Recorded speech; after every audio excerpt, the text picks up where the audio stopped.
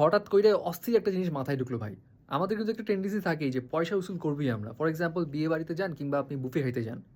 আপনি খাইতে পারেন বা না পারেন প্লেট ভর্তি আপনার খাবার থাকবেই। কারণ ওই যে পয়সা দিছি, উসুল তো করতে হইব। তো এখন এই যে পাবলিক টয়লেট আছে না?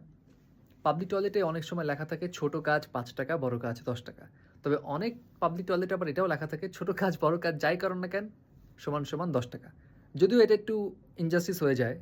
এখন ধরেন আপনার প্রেশার আসছে, চোরটার প্রেশার আসছে। আপনি একটা পাবলিক টয়লেটে গেলেন যেখানে লেখা ছোট বড় কাজ ৳১০। এখন আপনার কাছে মনে হলো এটা তো অন্যায় অবিচার। আপনি কর্তৃপক্ষকে জিজ্ঞেস করলেন যে, "ভাইয়া ছোটটা ৳৫, বড়টা ৳১০ এটা ঠিক আছে। সমান, সমান তো দিমু না।" এখন কর্তৃপক্ষ জানে যে আপনার প্রেশার আছে, প্যারা আছে। সো সেই ভাব নিয়ে যদি বলে, "সবই সমান টাকা ৳১০ আপনি করলে করেন, না করলে যান গা।" এখন আপনি ঢুকলেন বাধ্য হইয়া। যেহেতু আপনি ৳১০ দিছেন, ১৬টা করতেই ঢুকছেন।